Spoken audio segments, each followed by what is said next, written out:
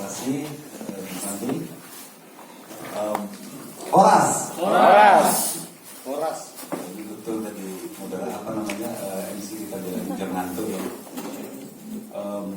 Tapi ada satu pepatah mengatakan percayalah setelah kesusahan kita mengikuti acara dari pagi pasti akan tambah susah lagi. Kapan senangnya ya? Izin nih ya, Bu ya, saya di depan ya, biar sekalian bisa lihat. Nah, rekan-rekan sekalian, kenapa saya mengambil tema Taman Bumi atau Geopark Kalera Toba? Di samping aktivitas saya sebagai dosen, peneliti, juga sebagai pemusik ya, komposer, saya juga aktif di bidang apa namanya kegiatan komunitas. Nah, hampir mungkin beberapa tahun awalnya dengan Bang Thompson ini kita punya mungkin 15 tahun yang lalu itu 10 mungkin ya.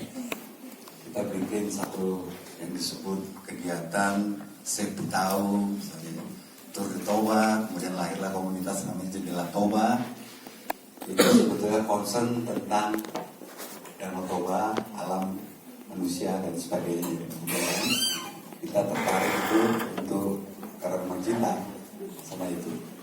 Nah, saya sendiri sebagai peneliti hampir sejak tahun 85 saya tertarik sama gondang, musik gondang. Jadi saya meneliti musik gondang sampai hari ini dan terus belajar. Nah, dan saya juga sekarang ini menjadi seorang percaya sebagai seorang menangani satu bidang di Badan Pelaksana Geopark Kalera Toba, itu bidang promosi dan budaya. Jadi kenapa saya membicarakan Taman Bumi Geopark? Bukan semata-mata alasan karena saya punya jabatan itu, tapi memang ini satu tema yang hari ini kalau bahasa saya yang merekonstruksi ulang kesadaran kita ya bersama dan sebetulnya kesadaran dunia, karena isu ini isu dunia.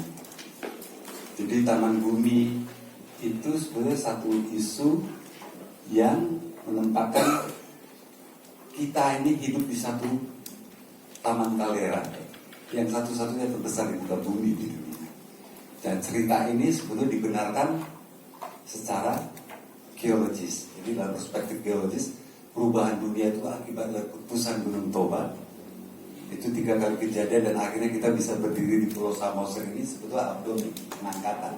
Tadinya air semua. Jadi sebetulnya berawal mula kehidupan itu ada di Samosir. Karena bayangin aja, semua spesies pada mati ketika terjadi letusan ketiga aja di muka bumi. Terputus migrasi dari Afrika kemana-mana, Eropa gelap 6 bulan, bisa kita imajinasikan. Nah, lahir itu dikuatkan oleh mitologi orang Batak. Semua orang Batak yang bermarga pasti tahulah di mana asal usulnya, di mana mula si Raja Batak, ya. Raja Ihan Manisya dan si Boru Ihan Manisya itu dilahirkan. Itu soal mitologi Batak. Hari ini kita masih bisa lihat tempatnya di mana, situsnya di mana. Itu saya bilang diskusi sama teman-teman geologis yang dari Amerika. Bilang kalian masih lebih bodoh dari orang Batak. Kenapa?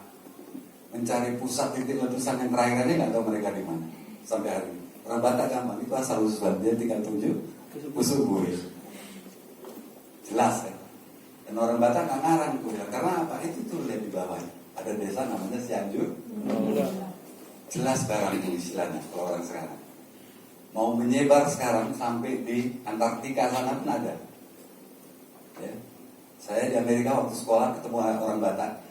Wah, dia di pom bensin kerjanya. Wah, hebat kali. Oh, bisa sampai di sini ngobrol lah biasa kalau udah ketemukan. Capek aku bang. Capek kenapa? Capek aku kerja eksplorasi di atas sana katanya. Di kutub selatan, di kutub utara sana. Alas aku udah. Jadi bayangkan orang Batak di mana-mana tetap dia tahu. Beruntunglah orang Samosir. Karena apa? Mau di mana pun orang Batak, orang Samosir yang punya asal usulnya. Nah, Taman Bumi Geopark Kalera Toba, kenapa saya bicara tentang revitalisasi sebagai tema penguatan kreativitas seni budaya? Karena kalau kita dengar sama-sama Pak Bupati bilang tadi, kemanapun kita, identitas kita itu kan berasal dari mana kita dilahirkan. Kita tumbuh seperti itu. Jadi kreativitas tumbuh itu saya ibaratkan seperti tumbuhan. Tumbuhan itu jadi besar, jadi kelihatan, jadi gigantis, gede, segala macam. Yang menghidupkannya apa? Akarnya. Jadi sebetulnya begitu juga kita di sini. Jadi akar peradaban kita dengan kejadian yang luar biasa dasar ini, yang mudah-mudahan doa kita bersama 2020 kita sudah menjadi bagian dari rangkaian UGG, jadi UNESCO Global Geopark. Mudah-mudahan aja lah ini bersambung, kayu bersambung istilahnya kan, seperti Pak Bupati bilang, kita harus siap untuk itu dan kita harus menyiapkan diri kita untuk menyambut itu. Nah ini saya akan sedikit bicara mungkin slide berikutnya. Nah ini sasaran sebetulnya dari teman-teman Dinas Pariwisata Samosir ya. Tapi saya nggak mau ngomong teknis tadi. Bu Ruth sebetulnya udah bisa diaplikasikan sih. Sangat teknis sekali Bu Ruth, bagaimana ditari meskipun ngomongnya ya. Tapi itu bisa diaplikasikan metodologi yang disampaikan Bu Ruth tadi ke musik atau ke dunia kesenian yang lain. Karena Bu Ruth menyampaikan dalam kisi-kisi yang universal. Makanya tadi terjadi dialog hal-hal yang sama. Jadi saya lebih mengangkat kepada tema kita. Karena apa? Sebetulnya bicara pariwisata di Tanah Batak itu bukan hal yang baru. Tahun 70-80 itu cuma dua dikenal, Bali sama Toba. Nah, cuma karena kejadian krisis moneter dan bom Bali terutama kita jadi going down. Tengkurap kita nggak bangkit-bangkit lagi. Dikerjain apapun nggak bangkit-bangkit lagi. Waktu itu temanya apa? Nggak ada. Dari sejak zaman Belanda apa? View. Istilah dia itu dia bikin di Parapat itu situsnya, ya pertama sekali Parapat dibangun, baru ke Tomo dan wilayah Tomo dan sekitarnya itu nggak ada lain kecuali rendezvous. Rendezvous itu apa? Bersenang-senang, enak, menikmatin alam sebagainya. Nggak ada yang lain ya tujuan dia. Itu yang kita teruskan sesudahnya. Nah, dengan tema geopark, coba terus. Nah, ini sebetulnya menjadi konsep dan tema pariwisata kita abad 21. Ini sebetulnya sudah ditegaskan oleh Kementerian Pariwisata yang lalu. Dan mudah-mudahan ini diteruskan. Kenapa? Karena kita paling sedikit tema geopark di Indonesia itu ada 5 ya Bang Thompson ya. Yang udah, sebetulnya ada beberapa lagi tapi yang diakui udah ada 5 dan 5 ini bakal kita.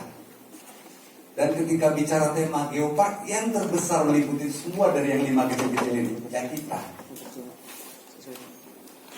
Jadi 3 pilarnya, jadi 3 pilar dari Taman Bumi itu ada yang disebut diversitas atau keragaman geologis, ada keragaman budaya, kemudian ada keragaman hayati atau nabati.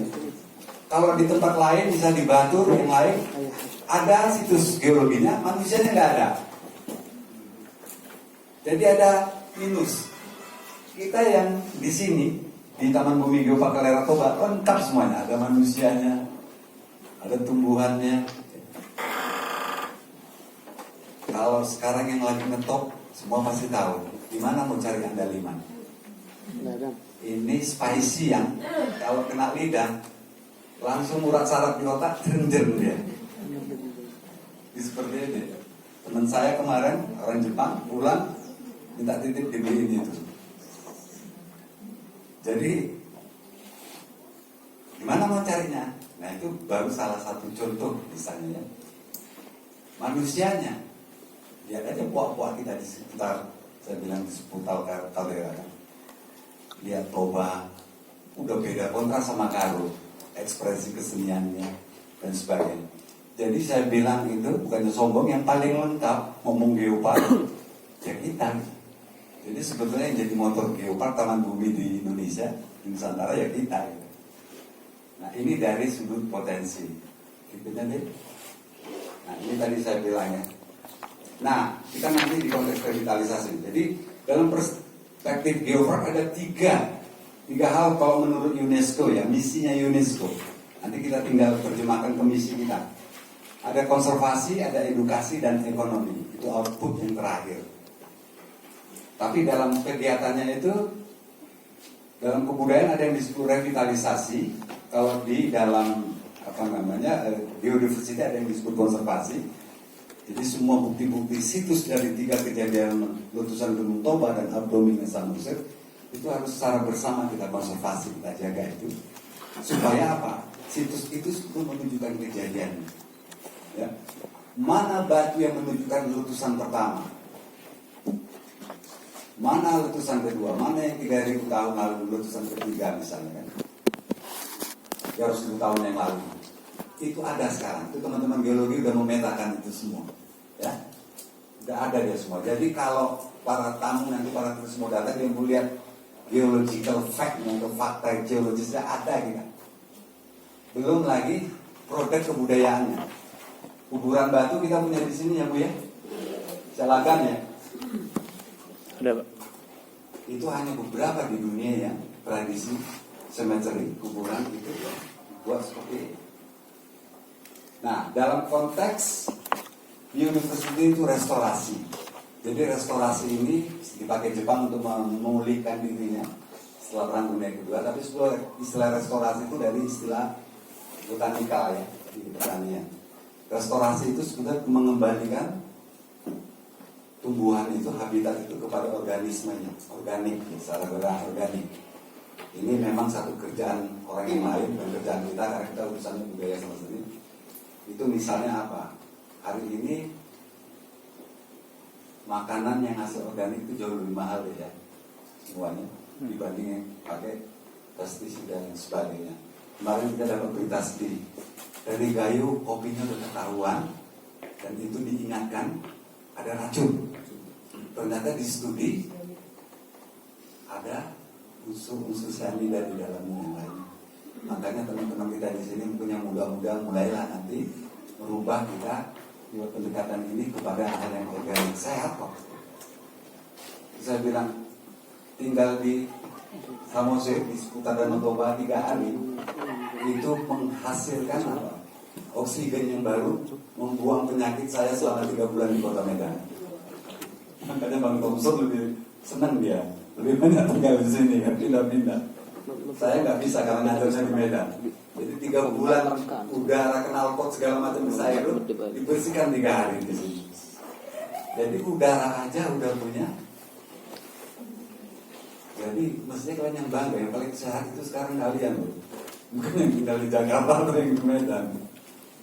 Artinya semua itu menjadi yang hal-hal yang sebetulnya kalau kita kembalikan lagi kehidupan biodiversity kita ke dalam konteks organik tadi buat dasar hidup kita ini. Ya benar-benar lah tadi bukan kepingan surga di bumi, tapi memang surga lah di bumi. Nah, dalam konteks budaya revitalisasi kita memang sebetulnya budaya Batak ada 3 konsep dalam kebudayaan. Kalau kita bisa melihat antara nilai dan hal yang dikerjakan itu masih ada hidup, kita hanya tinggal menghidupkan kembali, menghadirkannya kembali, merevitalisasikannya kembali, menjadi vital lagi. Dari studi saya hampir 35 tahun sebetulnya dunia alam Batak baru di tingkat itu. Ya. Yang kedua itu rekonstruksi. Kalau rekonstruksi itu ada pengetahuannya tapi tak ada lagi barang contohnya. Jadi kita rekonstruksi lagi, rupanya upacara itu kayak gini. Itulah yang dilakukan beberapa di teman-teman kita negara di Malaysia. Seolah-olah ada dia di rekonstruksi pengetahuannya. Gaza dulu gini, ini kayak gini gitu ya. Yang paling berat apa? Nanti di level invensi. Invensi itu udah kita buat seolah-olah. Di pariwisata itu saya selalu bilang satu pun yang benar 99 salah dibeli orang. Gak peduli orang. Saya ke Prancis dulu heran karena terowongan tempat Lady Diana, ingat kan? Putrinya Inggris dulu yang meninggal mati di situ, tabrakan. Itu tiba-tiba jadi ramai dikunjungi turis. Karena apa? Karena yang tadinya itu ada satu patung kecil, itu dibuat oleh orang Prancis untuk mengenang para pahlawan yang tak dikenal. Patung kecil itu. Tiba-tiba entah siapa yang ngolah ceritanya, diberilah bunga di situ, ditaburkan, ditaruh karangan bunga itu, mengenang Lady Diana. Nggak ada hubungannya kan?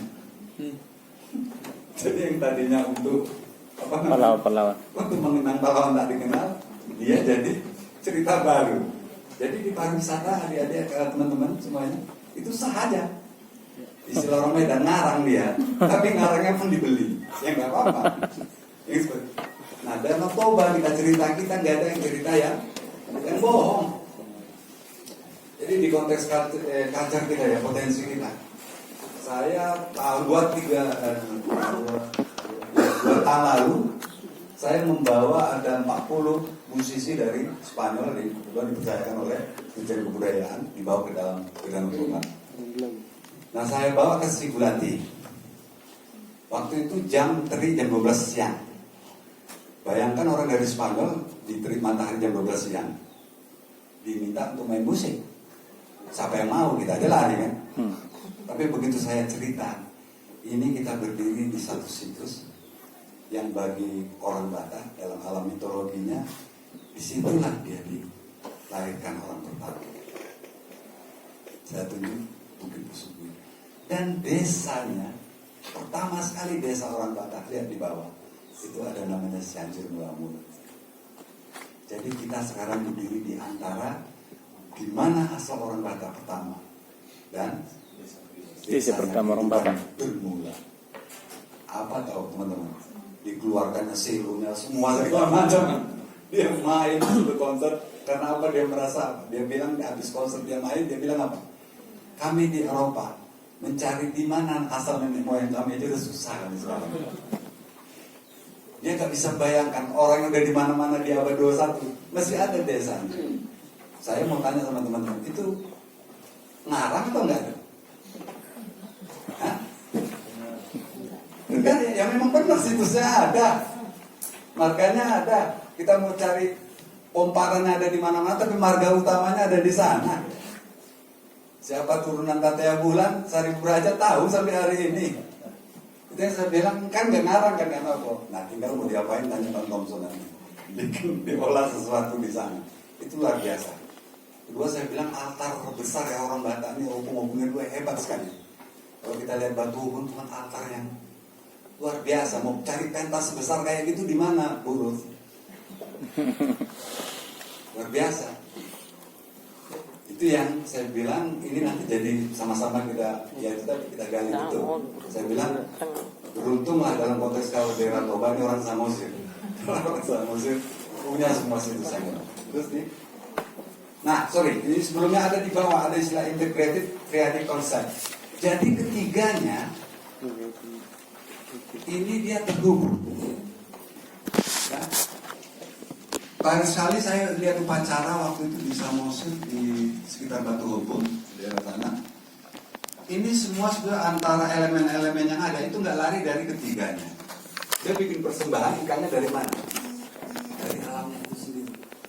Dia bikin persembahan bentuk-bentuk yang lain dari akarnya itu dari seputar ini. Jadi tiganya ini hasilnya dari sini. Nggak dari mana-mana, nggak ada produk impor. Nah, saya merasa apa? Kalau ada upacara itu sehat, itu yang paling sehat. Hidup yang paling sehat. Tapi begitu kita udah impor, yang lainnya ambil dari sini atau apa, itu sebetulnya udah setengah sehat itu. Berarti kita udah tergantung. Berikut. Nah, ini kita bisa lihat ini puas semuanya. Tapi kembali saya bilang yang paling beruntung dari tema Geopark Toba karena ada di sini. Yang utama itu Toba ya. Ada juga ada Karo tapi dia di bagian penyangga sebetulnya semuanya. Karo, Semarun, yang lain sebagainya. Tapi yang utama Toba sebetulnya. Ya. Terus, nah dari ekspresi kesenian.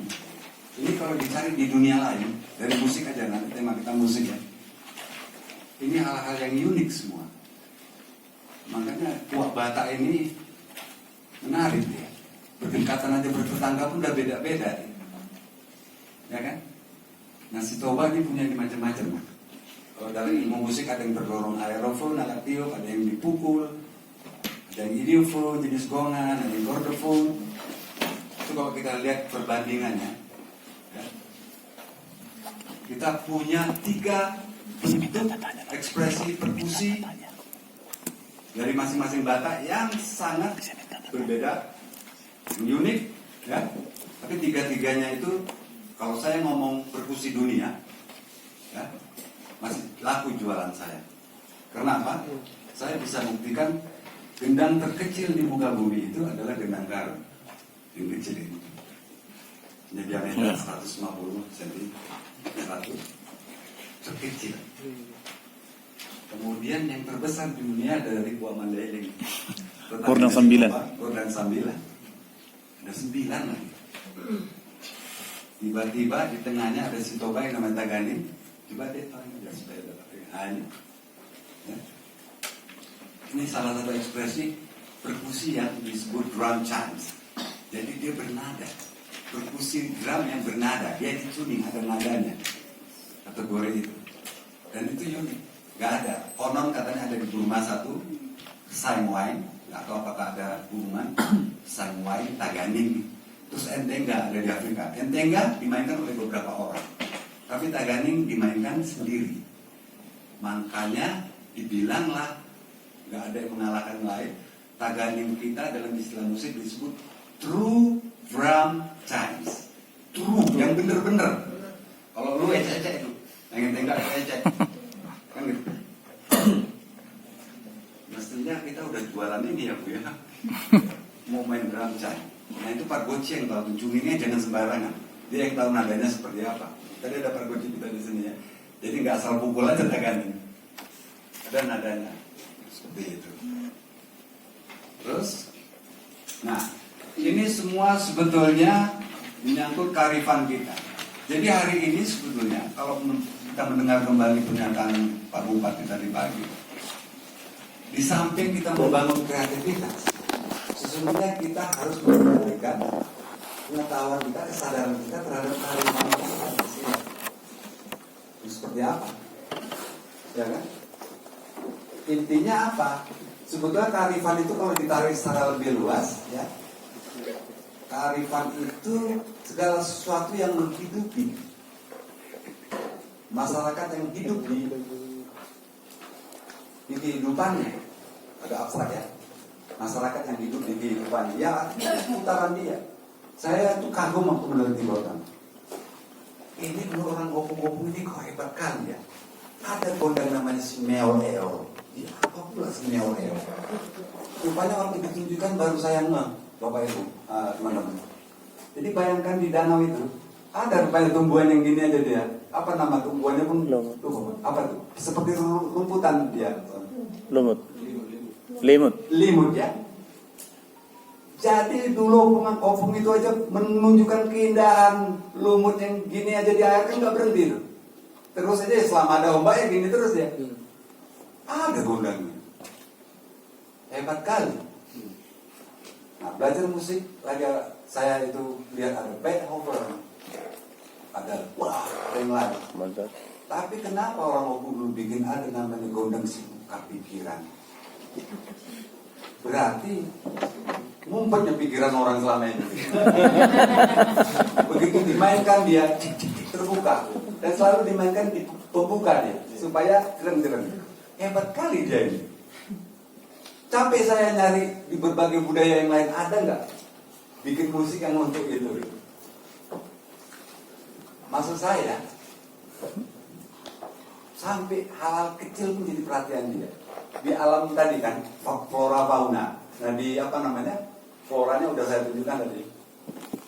Di faunanya ada gondang si opak pusoran. Apa ini si opak pusoran?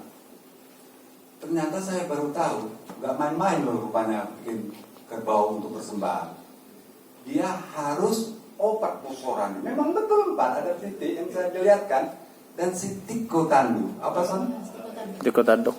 Yang cantik sekali ini tanduk ininya. Tadinya saya pikir, ini imajinasi ini orang Opung ini. cuma mitis saja nih apa? Rupanya real, dia nyata, ada oknumnya, ada objeknya yang seperti itu. Maksud saya, itulah tadi kearifan lokal itu sebetulnya membuat opung-opung kita itu cerdas karena apa? Alam mengajarin dia kan semua itu. Banyak lagi nanti kalau diurai satu-satu, kaya kali gondang itu sebetulnya. Kalau saya, bukan karena saya memuji-muji, saya tertarik meneliti, udah kaya kali. Belum lagi nanti kita ngomong lagu-lagu opera Bataknya Tilham. Ya, sebelum ada jalan besar segala macam, lewat Tilham itu apa? Dia udah bicara soal rute kultural. Apa dia? Dari lagunya kita tahu. Siantat si malu muncul dalam si dikalang. Tahun berapa itu? Orang belum bicara Medan Deli Serdang yang aja. Dia udah ngomong itu tempat putaran harus budaya itu kan. Gimana dia jalan? Jadi saya datang kemarin, teringat saya, lewat sini, ini dinyanyikan setilan malam. Artinya dia udah sebuah satu arena kebudayaan itu kan muncul dari kreativitas ya. Nah ini semuanya saya menurut teman-teman semua, ini hal yang jangan kita lupakan. Tadi Bang Thompson udah ngomong soal hal-hal berkaitan sama ini.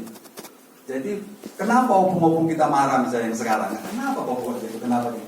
Karena sebetulnya kita harus meyakinkan dia untuk di mana persoalan kearifan ini dari karya-karya yang mau kita hadirkan. Mau untuk apa? Kalau dulu jelas, ya, saya singgung buku tadi udah ngobrol dengan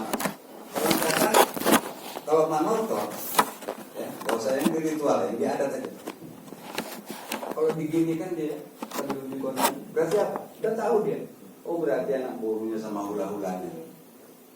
Nah di sini pertunjukan di mana kita taruh itu. Jarang dibuat kan buat.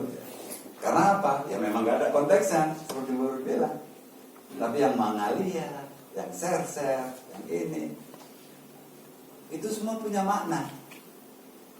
Nah itulah yang kita mungkin nanti di kearifan itu jadi tanggung jawab kita. Gini nyolokung masuk kami. Kami membuat ini kayak gini. Jadi bukan musuh kita. Saya banyak diskusi juga kasih ceramah gini ya Bu ya. Yang muda-muda tuh musuh ini, yang tua-tua. Padahal itu usah dimusuhin. Wong kita masih belajar sama dia kan, menggali lagi apa di pikirannya yang sekarang. Nah ini kata kunci. Jadi sebetulnya kearifan, sebetulnya kita kan meneruskan kearifan yang ada, memperkaya untuk kebutuhan yang sekarang, bukan berubahnya dan lain sebagainya ya. Berikutnya, nah ini dari sisi arsitektur. Saya lupa bawa sapi saya. Saya lihat bentuk apa konstruksi Solo ini sebetulnya kan kalau dipenggal ini dijadikan kita jadi Solo, banyak kali sampan yang di sini. Jadi konstruksi Solo sampan itu kok di mana-mana hadir di Tanah Batak sampai asapinya alat musiknya itu konstruksinya Solo. Mana buritan, mana ujungnya, dan di bawah tempat buang air, buang apa namanya buang kalau sampan itu buang air. Hasapi juga di belakang dia, kalau gitar di depan kan. Nah itu sebetulnya orang Batak sudah mengenal yang disebut dalam musik itu efek echoing, echo. Sebelum teknologi echo diterjemahkan, kalau yang pinter main hasapi dulu, kalau saya lihat opung-opung itu apalagi Mandluali, bunyi lep itu hasil dari manipulasi lubang yang di belakang kita. Anak muda sekarang udah melupakan itu. Dan susah carinya. Nanti Kabupaten Samosir bikin lomba main hasapi ya. Harus bikin Bu. Mana nih? Dilombakan dengan teknik itu harus bisa. Baru maka kalian anak-anak muda udah mainnya dan susah. Aku bilang kalau main alat ketik yang senarnya nama gampang, banyak pilihan. Tapi coba kau main yang senarnya 2. Beda pilihannya. Pilihanmu cuma ada di situ. Orang Batak itu saya bilang apa esensialis di musik. Dia cuma butuh 5. Kalau 5 itu sudah cukup dan bisa menghasilkan beberapa macam kekayaan ratus gondang yang ada. Ngapain butuh 10? Ngapain butuh yang lain? Tapi itu menunjukkan itulah bentuk salah satu yang tertua. Kalau kita bicara scale di musik, tanda nada ya, range nada, Batak menjadi ideologi yang tertua di bumi. Percaya nggak teman-teman? Ini bukan cakap saya bohong. Alat tiup yang berkembang di Eropa segala macam itu rootsnya nenek moyang ada di Sarune, Herleng. Kita kenal ada ubu, ada clarinet, bukan ubu double rate, itu hubungannya sama saroni bulu. Yang single rate, derivatnya asalnya dari kita. Makanya itu membingungkan juga nih ya, dunia cemana putarnya kayak gitu, kok bisa balik-balik. Nah, ini bentuk yang sebetulnya apa namanya dari rancang bangun yang ada. Terus silakan. Nah ini semua, ini yang saya bilang tadi, alam geopark itu dia terhubung semua. Ini satu ritus ini sebetulnya dari hutan tinggi ya. Dia ini terhubung semua benda-benda. Kalau mereka bilang ini pamelion bolon ya. Kalau di Samosir itu dulu ada lupa ritusnya apa namanya? Mandu. Satu lagi apa? Ojabius itu dia. Jadi sebetulnya kalau dari studi saya itu hampir bermiripan gitu. Tapi tetap ada satu kesamaan, itu sebetulnya selebrasi sebuah upacara terhadap hasil bumi. Jadi persembahan terhadap hasil bumi. Itu yang sebetulnya yang dia ini terhubung gitu. Ya, berikutnya. Nah ini contohnya saya lihat. Ya. Sebetulnya dari studi seperti saya katakan sebelum tahun 1928 bilang menggagas sebuah dan beberapa rekan-rekannya yang lain ya, muncullah satu tradisi yang disebut opera Batak. Kesenian di masyarakat Batak itu sebetulnya gambarnya hampir sama seperti itu. Ya. Kalau yang private dia khusus lebih di dalam indoor. Biasanya dipakailah yang lebih undang kasabi dan sebagainya ya. Kalau yang di luar dipakailah undang bulu, undang sebangunan kan. Seperti itu. Tapi bentuknya pasti sama. Ada mangalia, ya, manortor, ada persembahan, ada ini semuanya polanya pasti seperti itu. Nah sekarang pun kalau pesta marga kita lihat ya, kan sekarang saya bilang di dunia yang paling menarik festival marga, clan festival di dunia cuma ada di kita. Di clan festival, jadi berfestival basisnya marga, clan itu cuma ada kita di dunia. Luar biasa sebetulnya, dieksplorasi itu sebetulnya itu menarik. Nah itu kalau mereka pakai gondang bisa tradisi ya, pasti nanti tetap adalah orang mana menang dan sebagainya. Itunya. Nah, ini penting sedikit kita diskusikan. Ini sebagai konsep sebetulnya, ya. Jadi dalam pandangan ini kebetulan saya coba ringkaskan ini dari beberapa kali saya mengikuti pertemuan-pertemuan dalam membicarakan soal ekonomi kreatif, ya ekonomi kreatif. Jadi sebetulnya ekonomi kreatif itu dia apa namanya? Dependable. Dependable itu nggak bisa berdiri sendiri, ya. Nanti adik-adik pelaku seni, ya, nggak bisa berdiri sendiri, jalan sendiri istilahnya, ya. Dia saling tergantung, jadi dia terintegrasi semuanya sama yang lainnya, ya. Ada venue, ada homestay, ada macam-macam. Dia nggak bisa berdiri sendiri. Aku bisa jalan sendirilah. Jadi disebut ekonomi kreatif itu bukan lahir dari satu orang atau satu institusi, dia terintegrasi, ya. Nah, saya bilang ini apa maksudnya teks? Teks itu lebih pada yang di belakangnya, ya. Teks itu lebih pada apa namanya di batu kepala kita, persiapan kita. Kalau guru tadi bilangnya apa Bu? Itu di perencanaan kita ya, yang ada di kepala kita. Kita harus ada apa namanya dalam konteks kesenian itu pastilah dia punya aspek sosial, kultural, dan lingkungan, resource itu. Contohnya sosial, kultural, environmental. Tangga ini dibuat apa? Pasti dari alam tangga. Dari kayu apa kalau ini bisa dari jihor, lain kan? Dari isu kalau jihornya nggak ada. Kalau gundang itu dari nangkai berbusuk, dituakan lama dia supaya keras kan. Tapi kalau itunya hilang, pastilah nanti kita ganti pakai plastik. Kacau lah dari kita. Jadi dia terintegrasi sosial, kultural dan lingkungan itu. Nah ini semua menunjukkan apa yang disebut roots, identity dan authenticity. Apa itu roots? Roots itu akar. Itu saya bilang. Dari akar itu Taganing tadi saya bilang kan, udah jelas itu otentik, nggak ada dicari di mana-mana, nggak ada dua di dunia. Ya, kalau drum set yang kita mainkan sekarang, kalau saya tanya dari mana asalnya, dan pusing menjelaskannya. Semua band pop, semua band di mana-mana semua memainkan drum set. Tapi main Taganing, tetap orang masih tahu, oh itu asalnya dari Toba. Nah, ini yang menjadi perdebatan sekarang. Tidak ada lagi sebetulnya kalau bicara originalitas, keaslian nggak ada di muka bumi yang asli lagi. Jadi nanti kalau ini asli ini asli Batak, ini nggak ada yang asli. Pasti ada persinggungan kan, ada sentuhan, ada yang lain. Tapi kalau otentik masih ada. Otentik itu yang khas, yang nggak bisa dibedakan, yang nggak bisa disamakan dengan yang lain. Dia betul otentik. Sama saya bilang, andaliman bisa didapat, gimana? Gak ada kan? Otentik ya ada. Cuma ada di bumi Batak, di bumi Toba, seperti itu. Nah, di teks itu baru kita masuk ke konten. Ini tadi Bu Rus juga udah bilang. Jadi saya menyebutnya kita inilah sebetulnya menjadi kreatif agentnya. Kita jadi agent kreatif. Ya. Agent kreatif untuk apa? Tadi Bang Thompson bisa bilang. Apakah kita menjadi agen kreatif yang untuk memperlihatkan reality? Reality itu artinya apa? Yang tradisi. Yang tradisi betul upacara ya. Lihatlah upacara orang Batak bagaimana buat upacara. Yang bagaimana hula-hula sama anak burung Manorko. Yang lain. Itulah yang realitas sesungguhnya. Nilai yang sesungguhnya yang hidup di alam orang Batak dalam kesenian.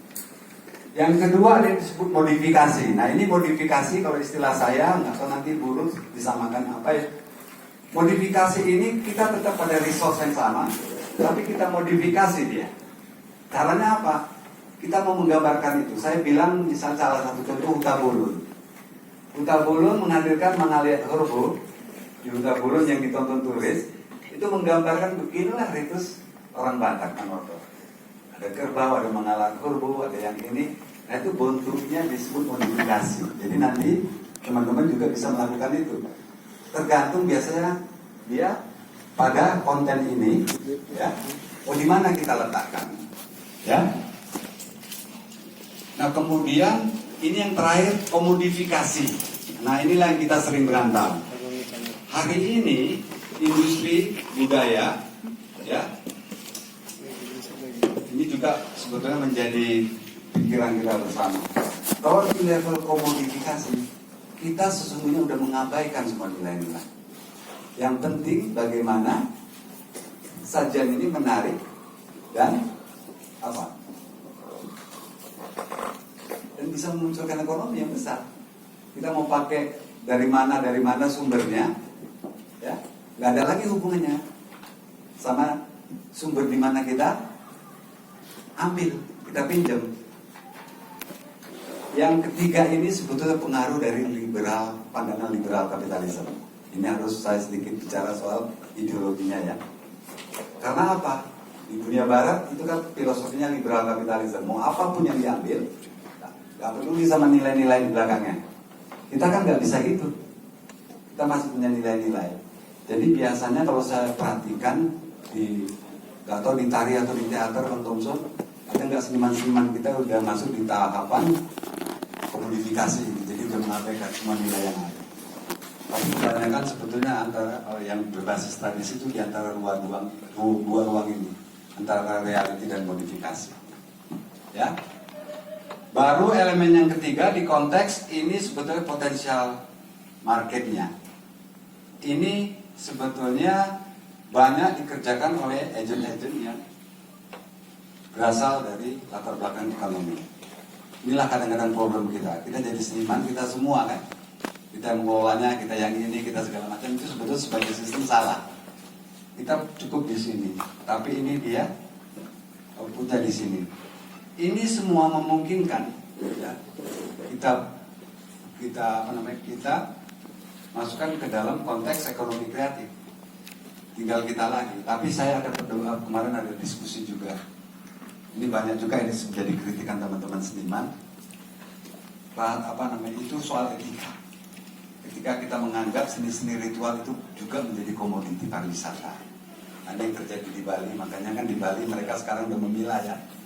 Ini ritual, ini pertunjukan, ini itu udah dibagi-bagi. Mudah-mudahan kita nanti ke depan di Toba juga bisa melakukan hal seperti itu. Ya itu tadi, karena kita masih ada nilai-nilai yang terus sampai hari ini kita teruskan ya. Kalau masyarakat liberal kapitalisme dia udah nggak peduli sama itu, disikat aja. Nah, berikutnya, ya, ini mekanismenya, ini lebih kepada mekanisme. Jadi di mana wilayah artis, di mana aktivitas venue, ya, market promosi dan distributor agent. Kita masih ada di sini. Saya nggak mau diskusikan ini karena nanti harus sesi khusus lagi. Jadi kita sebetulnya masih di sini aja. Konten sama production itu yang nanti besok kita juga akan workshop di wilayah ini. Sebetulnya kalau nanti kita udah masuk ke industri mekanisme industrinya, ini sebenarnya ada 4 ya. Tapi mau saya ingatkan sama rekan-rekan semua, kuncinya ada di yang paling depan, kalian. Kalau itu garda depannya. Ini nggak ada kalau nggak ada ini. Paham ya? Jadi sebetulnya dari kesemua ini yang paling penting kaliannya. Kalianlah yang menentukannya. Industri itu udah di belakangnya, distributor segala macam. Kasarnya kalau nggak ada yang diproduksi, apa yang mau dijual? Paham ya? Ya. Itulah salah satu kritik besar saya di grup itu di Kementerian Pariwisata saya ngomongnya. Ketika Kementerian sibuk menyiapkan etalasenya segala macam, pertanyaannya yang mau dijual apa? Kontennya apa? Jadi seperti telur sama ayam. Nah, mudah-mudahan hari ini kita diperhatikan untuk fokus pada hal seperti ini. Karena ini kuncinya ini di sini. Mau ke pariwisata mau kemana? Kuncinya ada di saya menyebutnya artis issues. Jadi segala isu-isu kreativitas dan sebagainya itu ada di. Ya. Berikutnya jangan dibalik. Karena banyak sering dalam diskusi itu dibalik-balik. Dia bilang yang penting ini, saya nggak masuk akal. Ibaratnya gampang seperti saya bilang, gimana pohon mau tumbuh, akarnya nggak ada. Jadi itu aja logikanya, sederhana. Jadi kita yang paling depan itu ya akarnya, yang menumbuhkannya. Mau tumbuhannya jadi apa, nanti mau jadi apa, mau gimanain, itu tetap kita ya, pelaku-pelaku seni ini ya, menjadi penggeraknya. Oke. Oke, ini bisa di skip aja nih. Oke, ini juga di skip. Oke. Ya, rasanya itu aja. Mudah-mudahan nggak kelamaan. Jadi saya menyimpulkan tema kita pada hari ini ketika bicara soal pariwisata sebetulnya ada semacam kesepakatan apakah pemerintah dan sebagainya mengambil tema Geopark Toba dengan tema Super Volcano yang kelihatannya akan diteruskan menjadi ikon pariwisataan kita. Nah, kemudian poin kedua itu nggak bisa kita berdiri sendiri. Jadi baik pengetahuan, pengertian dan sebagainya ya, kedekatan kita semuanya harus barengan. Jadi pariwisata berbasis geopark ini sekarang nggak bisa akhirnya seniman aja yang kerja. Kita harus tergantung, ya. Kita harus punya teman landscaper untuk tahu, oh kami mau main di sini loh. Saya kejadian kemarin waktu bikin festival di Tawabasa itu di Bukit Sindolong, ya. Satu yang nggak saya prediksi apa? Ketika angin. Berarti saya waktu itu memang mengabaikan landscaper. Dan ini saya rasa ini aman lah. Nanti doa sama opung aja, janganlah diganggu. Ternyata bukan soal opung, soal kebiasaan alami yang saya pelajari. Itu kan alihnya landscaper. Akhirnya terjadi sesuatu. Nah artinya apa? Kita butuh nanti, aku mau main di Batil. Dengan kita nggak bisa prediksi keadaan cuacanya seperti apa, gimana. Nah, itu yang saya bilang itu banyak lagi nanti pilarnya. Jadi dia nggak bisa berdiri sendiri, ya. Jadi saya sebut di sini multidisciplinary study. Dan yang terakhir inilah seperti yang Pak Bupati bilang dan cita-cita kita. Kalau bahasa saya making heaven in earth. Jadi kita buat surga di dunia. Jadi seperti ini. Terima kasih sampai di situ aja. Jadi untuk saya memang sengaja nggak mau bicara soal teknis tentang musik karena besok kita punya ruang waktunya yang banyak. Terima kasih.